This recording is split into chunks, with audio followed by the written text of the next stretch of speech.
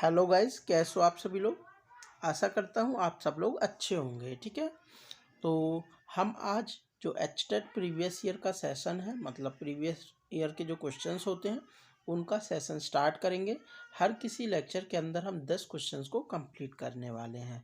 ठीक है, 10 क्वेश्चन को कंप्लीट करेंगे और इसके अंदर हम लोग जो भी क्वेश्चन आएगा उसे डिटेल से समझेंगे। पीजीटी मैथमेटिक्स का सेशन है ये, आप लोगों को दिख ही गया होगा फर्स्ट वाला क्वेश्चन देखते हुए। और ये जो क्वेश्चन है 2022 का है, अभी जो रिसेंट में हुआ था एग्ज़ाम।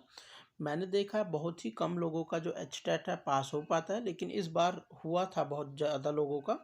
तो कहीं ना कहीं प्रॉब्लम रह जाती है, मैथमेटिक्स का पार्ट है, वहाँ पे 30 से कम ही नंबर रह जाते हैं, तो ये सब चीज़ें प्रॉब्लम हो जाती हैं। जैसे आप लोगों के 30 प्लस नंबर आएंगे तो आप लोग इजीली क्रैक कर पाओगे। ठीक है, तो मैं आप लोगों को अपने बारे में बता देता हूँ। मेरा एचटेट जो पीजीटी है वो भी पास है, टीजीटी वाला भी पास हो चुका है, एंड टीजीटी मैंने साइंस से भी दिया था, वो भी पास हो गया है। मेरा टीजीटी साइंस में इतना कोई ज़्यादा रोल नहीं है, पर फिर भी वो पास है क्योंकि मेरी एक अच्छी स्ट्रैटर्जी थी कि मुझे किस प्रकार से करना है। बस आप लोगों को अपनी स्ट्रैटर्जी पे ही ध्यान देना है कि क्या करना है क्या नहीं करना है। तो पहले हम लोग अपना ये कुछ चैप्टर्स को देख लेते हैं, मतलब क्वेश्चंस को देख लेते हैं। उसके बाद मैं किसी और दिन स्ट्रैटर्जी भी बताऊंगा आप लोगों को क्या करना है और क्या नहीं करना है। ठीक है, तो फर्स्ट वाला क्वेश्चन देख लेते हैं सबसे पहले हम। फर्स्ट क्वेश्चन है, if z is equals to tan inverse y upon x then d z is equals to. तो हमें यहाँ पे डी जेड की वैल्यू पूछी हुई है। एक प्रकार से हम इसे समझ सकते हैं कि x और y को हमें एक वेरिएबल कंसीडर करके चलना है।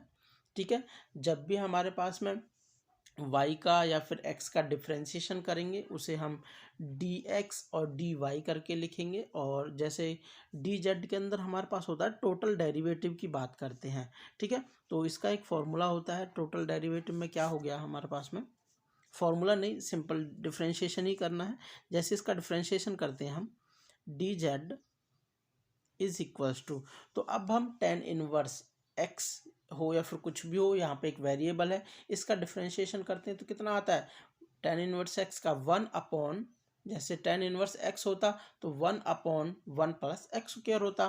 तो सेम वही पैटर्न हमें अप्लाई करना है। That means 1 upon 1 plus y square upon x square. ठीक है, तो अब मल्टीप्लाई में, क्योंकि अब हमें फंक्शन के अंदर का भी करना पड़ेगा, तो फंक्शन के अंदर क्या है, y अपॉन एक्स है, तो यहाँ पे हमें क्या करना है, वो डिवाइड वाला, ठीक है, u अपॉन वी वाला रूल लगा देना है। ठीक है, तो u अपॉन वी वाला रूल लगाने के लिए x एज इट इज आ जाएगा ऊपर, x एज इट इज आ जाएगा, और जब y का हम करेंगे तो उसको हम dy लिख देंगे, जैसे मैंने बताया था ना, जिसका करेंगे हम उसे dy लिख देंगे। फिर माइनस का साइन होता है, फिर y एज इट इज हो जाएगा, एंड dx नीचे वाला यहाँ पे आ जाएगा, अपॉन में एक्स स्क्वायर आ जाएगा। ठीक है, यही काम था हमारा। तो इसको हम कर लेते हैं। पहले जो यहाँ पे ये वाली चीज़ दे रखी है इसका एलसीएम ले लेते हैं। एलसीएम लेंगे तो एक्स स्क्वायर आ जाएगा एलसीएम, और एक्स स्क्वायर ऊपर चला जाएगा घूम के। ठीक है, एक्स स्क्वायर अपॉन में यहाँ पे आ जाएगा x square plus y square, और यहाँ हो जाएगा x d y minus y d x, और अपॉन में एक्स स्क्वायर आएगा। एक्स स्क्वायर से एक्स स्क्वायर कैंसिल हो जाएगा, आप लोगों को दिख ही रहा है। ठीक है, फिर यहाँ से आगे हमारे पास हो जाएगा, ऊपर आ जाएगा x d y minus y d x over x square plus y square. ठीक है, तो यहाँ पे अब इसमें से हम मिला लेंगे कि कौन सा ऑप्शन करेक्ट है हमारे पास में। ठीक है, तो ऑप्शन नंबर देख लेते हैं। तो ऑप्शन नंबर फर्स्ट है, आप लोग देख सकते हो, x d y minus y d x upon x square plus ये डी एक्स स्क्वायर, ये वाला जो ऑप्शन है ये हमारे पास में करेक्ट ऑप्शन है। That means first option correct आ गया है। तो नेक्स्ट क्वेश्चन है, which of the following angles, जो एंगल्स दे रखे हैं made by a line with coordinate axis are not possible. जो कोऑर्डिनेट एक्सिस है हमारे पास में एक्स वाई जेड एक्सिस होती हैं, ये इनको कोऑर्डिनेट एक्सिस कहते हैं। जैसे ये एक्स हो गया है, ये वाई हो गया है, और ये जेड हो गया है। ठीक है, तो 3D के अंदर से आया हुआ क्वेश्चन है। तो पूछा हुआ है कि इनमें से कौन से जो एंगल हैं वो एक लाइन नहीं बना पाएंगे। तो लाइन बनाने के लिए एक कंडीशन होती है, वो क्या होती है आप लोगों को पता होना चाहिए। तो वो कौन सी कंडीशन है, जैसे हम मान लेते हैं कि अल्फा बीटा गामा एंगल बनाता है किसके साथ, एक्स के साथ, वाई के साथ और जेड एक्सिस के साथ, ठीक है ना, रेस्पेक्टिवली। तो हमारे पास एक कंडीशन हो जाती है, ये वेक्टर फॉर्म मान लो या फिर 3D मान लो, वहीं से है कॉन्सेप्ट कि cos square alpha plus cos square gamma plus cos square alpha, ये बीटा रह गया था तो बीटा यहाँ पे लिख देते हैं, इज इक्वल्स टू 1। तो ये हमारे पास होना चाहिए। जो भी हमारे पास में एंगल इस कंडीशन को फुलफिल कर जाएंगे वो हमारे पास एक लाइन फॉर्म कर देंगे, ठीक है। तो यहाँ पे पूछा हुआ है इनमें से कौन सा नॉट पॉसिबल है। देखो ये नॉट पॉसिबल की कंडीशन पूछी हुई है, दैट मीन्स अब हमें क्या करना है, यहाँ पे ये वैल्यूज पुट कर करके देखनी है अल्फा बीटा गामा की। यहाँ पे दे रखी है 30 दे रखी है, 60 दे रखी है, 90 दे रखी है। अब अल्फा बीटा गामा किसी को भी कुछ भी मान सकते हैं, ये नहीं है कि अल्फा में ये मानूंगा बीटा ये मानूंगा, सब में ही कॉस है हमारे पास में। तो कॉस कॉस कॉस के एंगल में कुछ भी रखो कोई फ़र्क नहीं पड़ता है, किसी को आगे किसी को पीछे, ठीक है। तो फर्स्ट ऑप्शन देख लेते हैं हम। जैसे हम 30 रखने वाले हैं, यहाँ पे हो जाएगा cos square 30 plus cos square 60 plus cos square 90, ठीक है। कॉस स्क्वायर 90 हो गया। तो 30 हमारे पास कितना हो जाता है, √3/2। √3/2 को जैसे हम स्क्वायर करेंगे, जैसे √3/2 इसका स्क्वायर हो जाएगा। इसी प्रकार यहाँ पे 60 के अंदर 1/2 होता है, 1/2 का स्क्वायर करना पड़ेगा और 90 पे 0 हो जाता है, ठीक है। तो ये इज इक्वल हो जाएगा, इसका स्क्वायर करेंगे तो हमारे पास कितना हो जाएगा 3/4 प्लस 1/2 का स्क्वायर करेंगे तो 1/4 इज इक्वल्स टू, एलसीएम लेके ऐड करेंगे, ऊपर 3 और 1 है, नीचे 4 है दोनों तरफ, तो 4/4 हो जाएगा, 4/4 इज इक्वल्स टू 1। और मैंने क्या कहा था, हमारे पास 1 ही होना चाहिए, दैट मीन्स यहाँ से हमारे पास ये 1 आ चुका है। तो ऑप्शन नंबर अभी तक फर्स्ट तो ठीक है, ये इक्वेशन फॉर्म कर रहा है। तो अब हम नेक्स्ट देख लेते हैं क्या, 45 जो क्वेश्चन में सेकंड ऑप्शन में है, 45 90 एंड 45 ये हमारे पास एंगल है। तो इनको हम पुट कर देते हैं नेक्स्ट सेकंड ऑप्शन। ऐसे ही देखना पड़ेगा, लेकिन आप लोग इजीली जल्दी जल्दी देख सकते हो, मैंने बस समझाने के लिए किया है तो थोड़ा बहुत टाइम लग जाता है। जैसे कॉस स्क्वायर हम 45 करेंगे तो 45 90 45 था, तो कॉस स्क्वायर 45 1/√2 1 बाई, एक सेकेंड, 1/√2 इसका स्क्वायर हो जाएगा, प्लस में कॉस 90 करेंगे तो वापस से 0 हो जाएगा, फिर 1/√2 इसका स्क्वायर करेंगे। तो ये हमारे पास कितना होने वाला है, जैसे ही हम 1/√2 को स्क्वायर करेंगे तो 1/2 प्लस ऐसे ही वहाँ पे 1/2 इज इक्वल्स टू, दोनों को ऐड करेंगे तो 1 आने वाला है।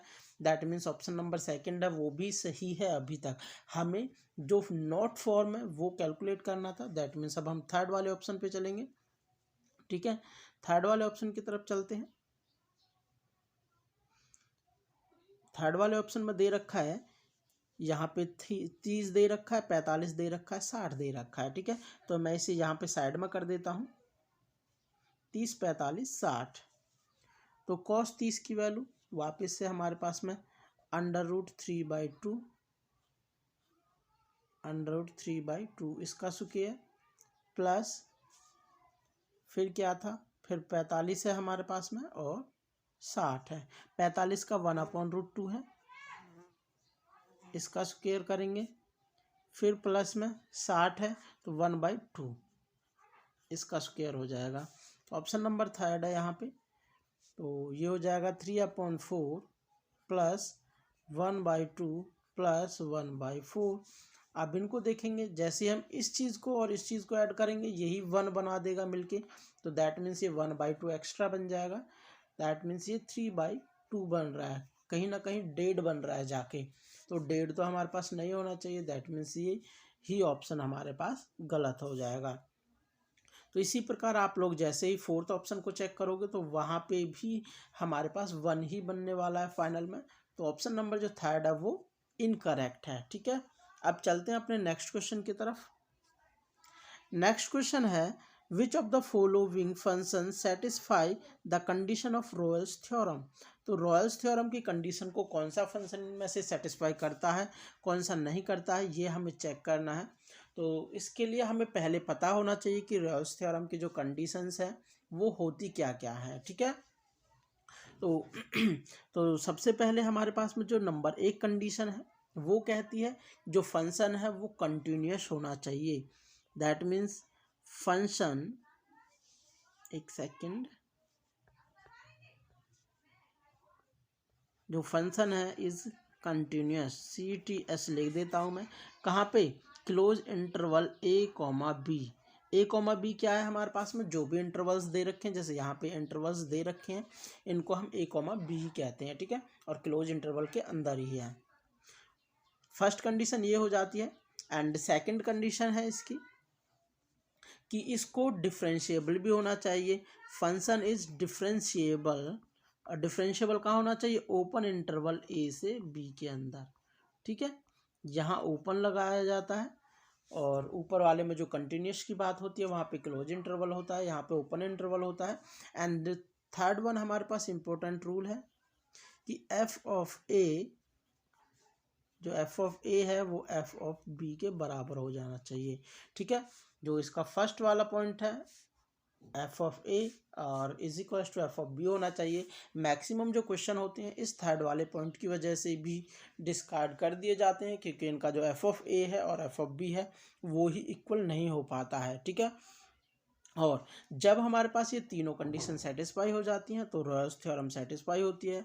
फिर हमें एक ऐसा C मिल जाता है, जो कहाँ से कहाँ में बिलोंग करता है? A से B के अंदर बिलोंग कर जाता है, और f' इज इक्वल्स टू 0 आ जाता है।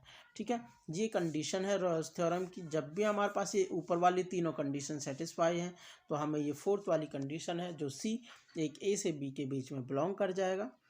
ठीक है, तो यहाँ पे अब पूछा क्या है क्वेश्चन के अंदर, विच of the following function satisfy the Royals theorem condition. कौन सी है जो रॉयल्स थ्योरम की कंडीशन को सेटिस्फाई कर जाता है। ठीक है, तो इसके लिए हम, जो मैंने अभी ये कंडीशन आप लोगों को बताई है, पहले कंटिन्यूस होना चाहिए, डिफरेंशिएबल होना चाहिए, और f ऑफ A बराबर f ऑफ B होना चाहिए, ये पता होना चाहिए आप लोगों को।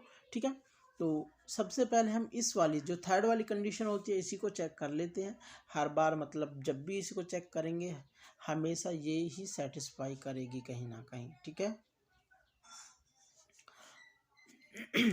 अब देखते हैं।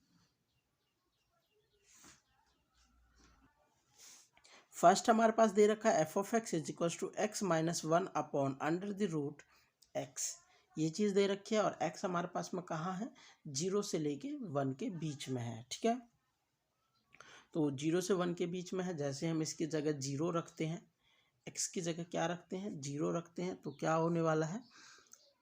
0 माइनस 1 अपॉन 0, दैट मीन्स -1/0 आने वाला है, जो कि -इनफाइनाइट आने वाला है।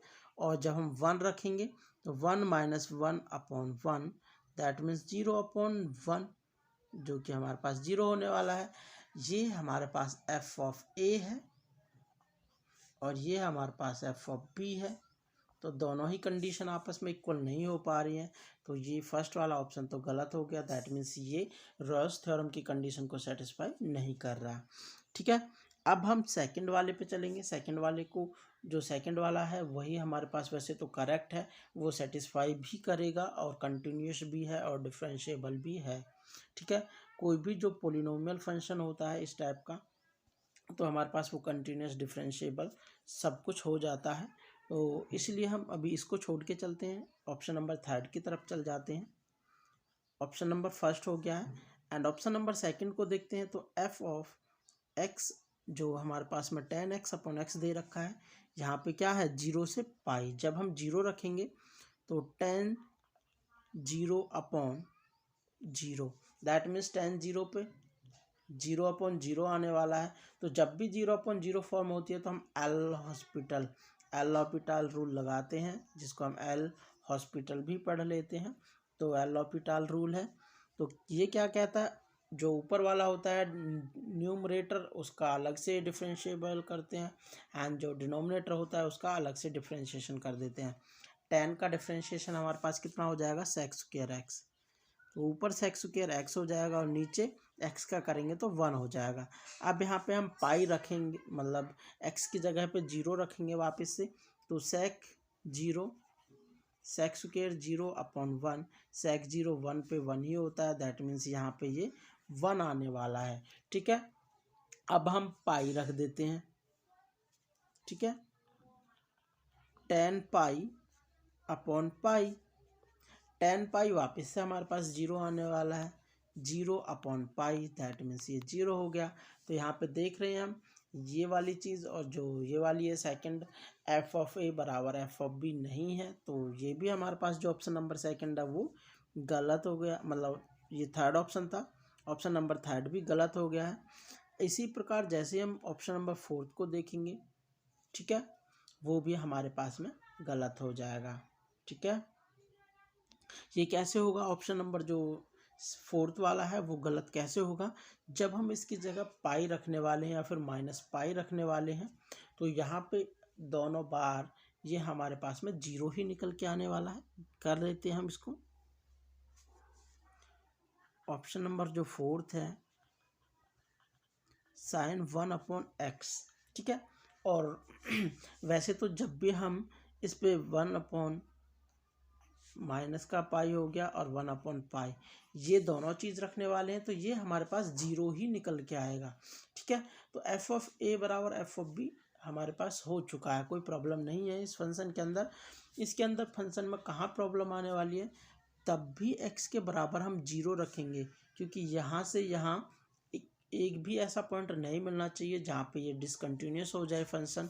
तो 0 माइनस पाई और ये जो पाई है माइनस 1 अपॉन पाई और 1 अपॉन पाई के बीच में 0 कहीं ना कहीं होती है। और जब भी हम x की जगह यहाँ पे 0 रखते हैं, ठीक है, जब भी हम 0 रखेंगे तो 0 रखने पे कहीं ना कहीं 1 अपॉन एक्स है, 1 upon x goes to infinity की तरफ जाएगी, और इन्फिनिटी हमारे पास कोई भी एक फाइनाइट क्वांटिटी नहीं है। फाइनाइट क्वांटिटी नहीं है तो मतलब साइन एक्स है वो भी फाइनाइट नहीं आने वाला है, और वो फाइनाइट नहीं आएगा तो क्या आने वाएगा, क्या आएगा, तो ये जो साइन एक्स होता है 1 अपॉन एक्स -1 से लेकर 1 के बीच में वेरी करेगा। जब भी x की वैल्यू थोड़ी बहुत इधर या थोड़ी बहुत उधर, इनफाइनाइट है तो कुछ पता नहीं है कहाँ आएगी कहाँ नहीं आएगी, तो साइन -1 से 1 के बीच में आने वाली है, जो कि एक यूनिक वैल्यू नहीं है। तो जब भी कंटिन्यूस की बात करते हैं तो कंटिन्यूटी में हमारे पास में यूनिक वैल्यू आनी चाहिए उसकी लेफ्ट साइड में, राइट साइड में। ठीक है ना, तो यहाँ पे ये यूनिक नहीं आएगी तो ये कंटिन्यूस नहीं रह पाएगा। इस प्रकार हमारे पास ऑप्शन नंबर जो फोर्थ है वो भी गलत हो जाएगा, और लेकिन जो ऑप्शन नंबर सेकंड है वहाँ पे हमारे सारे के सारे ऑप्शंस हैं, जो कंडीशंस हैं वो फुलफिल हो जाएंगी। ठीक है, यहाँ से सारी की सारी कंडीशंस फुलफिल हैं, तो ऑप्शन नंबर सेकंड है वही हमारे पास करेक्ट है। ठीक है, बाकी जैसे हम लोग कराते हैं तो ऑप्शन तो केवल सेकंड ही करा के दिखा देते कि इस प्रकार ये सेटिस्फाई कर रहा है, काम ख़त्म हो जाता। लेकिन मैंने आप लोगों को समझा दिया है कि बाकी के जो ऑप्शंस है वो क्यों नहीं है। ऑप्शन नंबर फोर्थ है वो कंटिन्यूस ही नहीं है 0 के ऊपर, क्योंकि 0 भी इनके बीच में ही इंटरवल में लाई करता है जहाँ वो कंटिन्यूस होना चाहिए। फर्स्ट वाले ऑप्शन में ए और बी पे ही फंक्शन बराबर नहीं है, इसी प्रकार ऑप्शन नंबर थर्ड है वहाँ पे भी बराबर नहीं है। चलते हैं आप अपने नेक्स्ट क्वेश्चन की तरफ। नेक्स्ट है हमारे पास में द प्लान, एक प्लान दे रखा है। प्लान क्या आप लोगों को इक्वेशन पता होगी, जो जर्नल इक्वेशन होती है a x plus b y plus c x plus d is equal to 0, ये प्लान की इक्वेशन होती है। और जो ए बी सी होते हैं ये हमारे पास में नॉर्मल वेक्टर होते हैं। ठीक है, प्लान के ऊपर जो नॉर्मल डला हुआ होता है, इस क्वेश्चन के अंदर उसकी कोई ज़रूरत नहीं है। तो ये हो गया, एंड टच द स्फीयर, जो प्लेन है यह टच करता है स्फीयर को, इस स्फीयर को हमारे पास टच करता है एट द पॉइंट। तो पॉइंट पूछा हुआ है कि किस पॉइंट पर ये टच करेगा। तो इसको करने के लिए हम क्या कर सकते हैं, एक एक ऑप्शन उठाएंगे और दोनों इक्वेशन में पुट करके देख लेंगे कि कौन सा किसको सेटिस्फाई कर रहा है। पहले हम फर्स्ट ऑप्शन को प्लेन की इक्वेशन में रखेंगे, इसी प्रकार सेकंड ऑप्शन को, थर्ड ऑप्शन को, फोर्थ ऑप्शन को। जो गलत होता जाएगा वो डिस्कार्ड ही हो जाएगा, ठीक है, और जो सही है उसको होल्ड करके चलेंगे। यदि केवल लास्ट में एक ही ऑप्शन हमारे पास करेक्ट आएगा तो वही इसका करेक्ट आंसर हो जाएगा, ठीक है। एक तो ये हो जाता है, एंड सेकंड कंडीशन हमारे पास में ये हो जाती है, ठीक है। चलो यही बहुत है हमारे पास में, इसी से चेक कर लेते हैं। तो जैसे ही हम 1 -1 और 3 हम प्लेन की इक्वेशन में पुट करते हैं, x की जगह 1 पुट करेंगे तो ये 2 हो जाएगा, -2 पुट करेंगे तो 2 दूनी 4 हो जाएगा, एक सेकेंड, 2 दूनी 4 हो गया। फिर हम 3 पुट करेंगे तो प्लस का 3 हो गया, एंड देन प्लस का 12। तो सारे के सारे ही प्लस प्लस प्लस है, तो ये कभी भी 0 के इक्वल नहीं हो सकता है। दैट मीन्स ऑप्शन नंबर 1 गलत हो गया है। फिर सेकंड देखते हैं, तो 1 पुट करेंगे तो 2 हो गया, एंड 2 पुट करेंगे तो माइनस का 4 हो जाएगा, देन माइनस का 1 हो गया, प्लस का 12 हो गया। अब इसको देखते हैं कितना आ जाता है। ये माइनस का 5 है और ये हमारे पास 14 है, जो कि नॉट इक्वल टू 0 है। इसी प्रकार ऑप्शन नंबर थर्ड को देखेंगे, -1 -4 एंड 3। -1 पुट करेंगे तो माइनस का 2 हो गया, -4 करेंगे तो प्लस का 8 हो जाएगा, एंड प्लस का 3 हो जाएगा, देन 12 हो गया। तो यहाँ पे भी केवल माइनस का 2 ही एक छोटा सा नंबर है, और बाकी ये देख सकते हो 8 3 12, ये कभी भी 0 के इक्वल नहीं हो सकते। तो ऑप्शन नंबर थर्ड भी गलत है। इसी प्रकार जैसे ही आप लोग फोर्थ को देखोगे वो करेक्ट आने वाला है, देख सकते हैं। ऑप्शन नंबर फोर्थ को -1 पुट करेंगे तो माइनस का 2 आने वाला है, एंड 4 पुट करेंगे तो 4 दूनी 8 आएगा, एंड माइनस का 2 पुट करेंगे जेड की जगह तो माइनस का 2 हो जाएगा, एंड यहाँ पे प्लस का 12 है। इसको देख लो, ये माइनस के 12 हैं, इधर भी 12 आ गए हैं, तो ये हमारे पास 0 है। ऑप्शन नंबर फोर्थ है वही करेक्ट है, ठीक है। यही था, बस इसी टाइप से आप लोगों को पुट करना था और इजीली हम कैलकुलेट कर पाएंगे, ठीक है। तो अब चलते हैं हम अपने नेक्स्ट क्वेश्चन की तरफ, ठीक है। नेक्स्ट क्वेश्चन है, every square matrix can be expressed as the sum of. जो एवरी स्क्वायर मैट्रिक्स है उसे किस प्रकार एक्सप्रेस कर सकते हैं, मतलब सम के रूप में। तो ये तो जनरल सा ही केस है जिसका आप लोगों को सबको पता होता है। एक सिमेट्रिक होता है और एक सिक्यू सिमेट्रिक मैट्रिक्स होता है, उनके सम के रूप में हम इसे एक्सप्रेस कर पाते हैं। किस प्रकार, जो सिमेट्रिक फॉर्म होती है वो कैसी होती है, a + a'। जो ये वाली फॉर्म होती है उसको हम सिमेट्रिक फॉर्म कहते हैं, और a - a' वाली फॉर्म होती है इसको हम सिक्यू सिमेट्रिक फॉर्म कहते हैं, ठीक है। यही हमारे पास में दो फॉर्म होती हैं जिनके रूप में हम लिख सकते हैं किसी भी मैट्रिक्स को। और यदि आप लोगों को नहीं पता है तो मैं आप लोगों को बता देता हूँ किस प्रकार लिखते हैं। जैसे कोई भी मैट्रिक्स A है, A = उसको कितना लिख सकते हैं, 2A और 1/2। अभी भी हमारे पास ये A ही है, ठीक है। तो इसको 1/2 अलग से लिखा है मैंने, और 2A को मैं A + A कर सकता हूँ, A + A, ठीक है। इसमें मैं A' ऐड कर दे रहा हूँ और A' मुझे घटाना भी पड़ेगा। अभी भी हमारे पास में जो इक्वेशन है वो वही है, A' से A' कैंसिल हो जाएगा और A + A 2A होके वापस से A के बराबर आ जाएगा, ठीक है।